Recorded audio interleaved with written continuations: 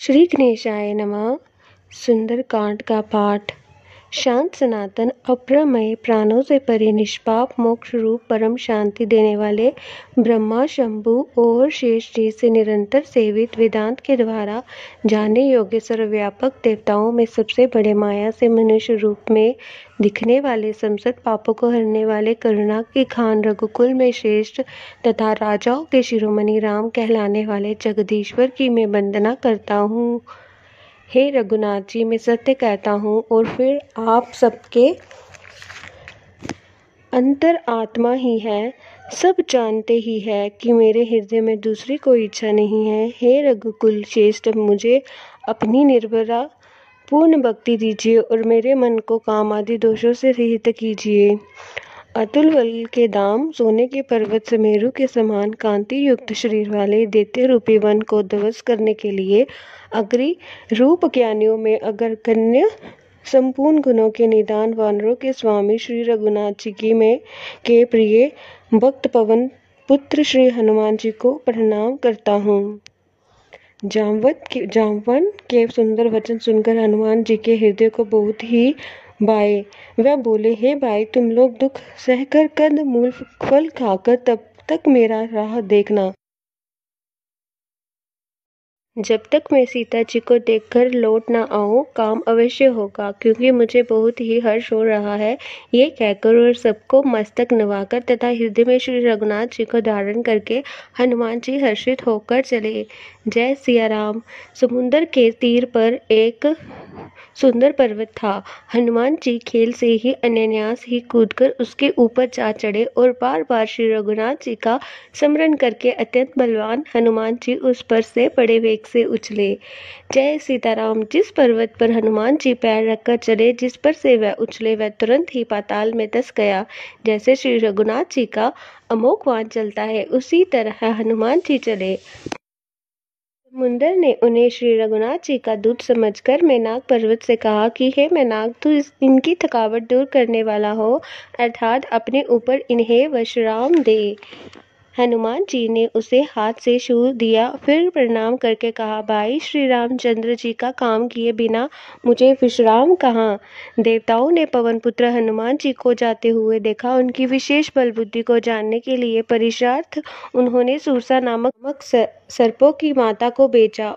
उसने आकर हनुमान जी से ये बात कही, आज देवताओं ने मुझे भोजन दिया है। ये वचन सुनकर पवन कुमार हनुमान जी ने कहा, श्री राम जी का कार्य करके मैं लौट आऊं और सीता जी की खबर प्रभु को सुना दूं। तब मैं आकर तुम्हारे मुंह में घुस जाऊंगा, तुम मुझे खा लेना।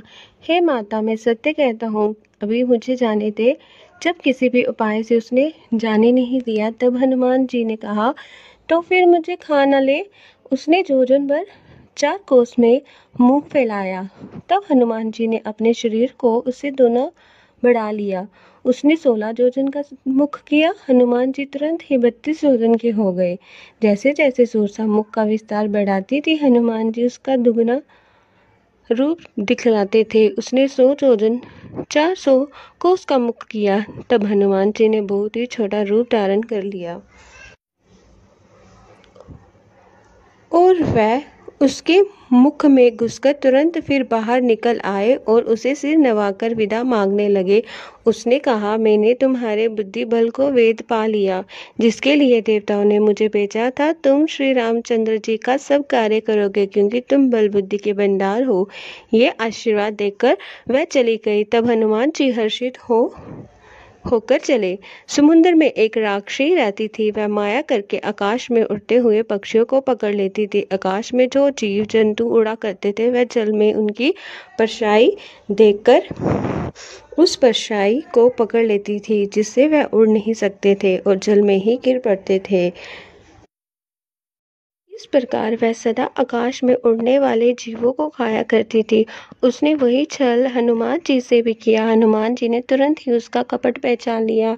पवन पुत्र धीर बुद्धि वीर श्री हनुमान जी उसको मारकर समुद्र के पार गए। वहां जाकर उन्होंने वन की शोभा देखी। मधु पुष्प रस के लोभ से भोरे गुजार कर रहे थे। अनेकों प्रकार के वृक्ष फल फूल से शोभित है। पक्षी और पक्षियों के समूह को देखकर तो वह मन में बहुत ही प्रसन्न हुए। सामने एक विशाल पर्वत देखकर हनुमान जी पे त्याग कर उस पर दौड़कर जा चढ़े। शिव जी कहते हैं, हे उमा, इसमें वानर हनुमान जी की कुछ बड़ाई नहीं है। ये प्रभु का प्रताप है जो काल को भी खा सक जाता है। पर्वत पर चढ़कर उन्होंने लंका देखी। बहुत ही बड़ा किला है, कुछ कहा नहीं जाता। वह अत्यंत ऊंचा है, उसके चारों ओर समुंदर है। सोने के परकोटे चार दीवारी का परम प्रकाश हो रहा है। विचित्र मणियों से जड़ा हुआ सोने का पर कोटा है। उसके अंदर बहुत से सुंदर सुंदर घर है, चौराहे, बाजार, सुंदर मार्ग और गलियां हैं। सुंदर नगर बहुत प्रकार से सजा हुआ है। हाथी, घोड़े, खच्चरों के समूह तथा पैदल और रथों के समूहों को कौन गिन सकता है। अनेक रूपों के राक्षसों के दल, उनकी अत्यंत बलवंती सेना वर्णन करते नहीं बनती। वन, बाग, उपवन, बगीचे, फुलवाड़ी, तालाब, कुएं और बावलियां सुशोभित है। मनुष्य, नाग, देवताओं और गंधर्वों की कन्या अपने सौंदर्य से मुनियों के भी मनों को मोह लेती है। कहीं पर्वत के समान विशाल शरीर वाले बड़े ही बलवान पहलवान गरज रहे हैं। वह अनेकों खाड़ों में बहुत प्रकार से भिड़ते और एक दूसरे को ललकारते हैं। भयंकर शरीर वाले करोड़ों योद्धा यत्न करके बड़ी सावधानी से नगर की चारों दिशाओं में सब ओर से रखवाली करते हैं। कहीं दुष्ट राक्षस भैंसों, मनुष्यों, गायों, गधों और बकरों को खा रहे हैं। तुलसीदास जी ने इनकी कथा इसलिए कुछ थोड़ी सी ही कही है कि ये निश्चय ही श्री रामचंद्र जी के वान रूपी तीर्थ में शरीरों को त्याग कर परम गति पावेंगे। नगर के बहुसंख्यक रखवालों को देखकर हनुमान जी ने मन में विचार किया कि अत्यंत छोटा रूप धरूं और रात के समय नगर में प्रवेश करूं। हनुमान जी मच्छर के समान छोटा सा रूप धारण कर नन्हे रूप से लीला करने वाले भगवान श्री रामचंद्र जी का स्मरण करके लंका को चले। लंका के द्वार पर लंकनी नाम की एक राक्षसी रहती थी। वह बोली, मेरा निरादर करके बिना मुझसे पूछे कहाँ चला जा रहा है।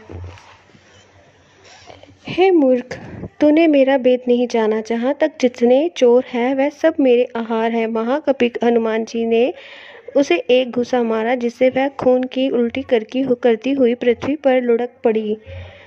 वह लंकिनी फिर अपने को संभाल कर उठी और डर के मारे हाथ जोड़कर विनती करने लगी। वह बोली, रावण को जब ब्रह्मा जी ने वर दिया था तब चलते समय उन्होंने मुझे राक्षसों के विनाश की ये पहचान बता दी थी।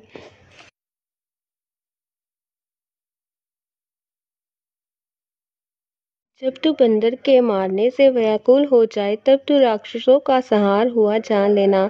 हे तात, मेरे बड़े पुण्य है जो मैं श्री रामचंद्र जी के दूत आपको नेत्रों से देख पाई।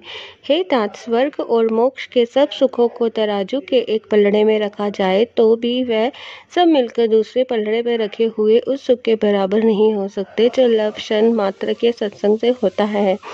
अयोध्यापुरी के राजा श्री रघुनाथ जी को हृदय में रखे हुए नगर में प्रवेश करके सब काम कीजिए, उसके लिए विष अमृत हो जाता है। शत्रु मित्रता करने लगते हैं, समुद्र गाय के खुर के बराबर हो जाता है, अग्नि में शीतलता आ जाती है और हे गरुण जी, सुमेरु पर्वत उसके लिए रज के समान हो जाता है। जिसे श्री रामचंद्र जी ने एक बार कृपा करके देख लिया तब हनुमान जी ने बहुत ही छोटा रूप धारण किया और भगवान का स्मरण करके नगर में प्रवेश किया। उन्होंने एक एक प्रत्येक महल की खोज की, जहाँ तहाँ असंख्य योद्धा देखे। फिर वह रावण के महल में गए।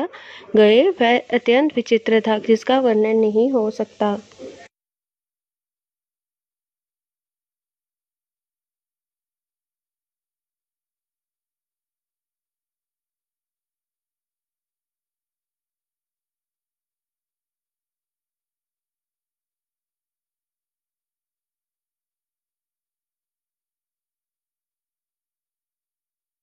जी ने उस रावण को शयन किए देखा, परंतु महल में जानकी जी की जी नहीं दिखाई दी। फिर एक सुंदर महल दिखाई दिया, वहां उसमें भगवान का एक अलग मंदिर बना हुआ था। वह महल श्री राम जी के आयुध धनुष्वान के चिन्हों से अलंकृत था। उनकी शोभा वर्णन नहीं की जा सकती। वहां नवीन नवीन तुलसी के वृक्ष समूहों को देखकर कपिराज श्री हनुमान जी हर्षित हुए। लंका तो राक्षसों के समूह का निवास स्थान है, यहाँ सज्जन साधु पुरुष का निवास कहाँ? हनुमान जी मन में इस प्रकार तर्क करने लगे। उसी समय विभीषण जी जागे। उन्होंने विभीषण जी से ने राम नाम का स्मरण उच्चारण किया। हनुमान जी ने उन्हें सज्जन जाना और हृदय में हर्षित हुए। हनुमान जी विचार किया कि इनसे हट करके अपनी ओर से ही परिचय करूंगा, क्योंकि साधु से कार्य की हानि नहीं होती, प्रत्युत लाभ ही होता है।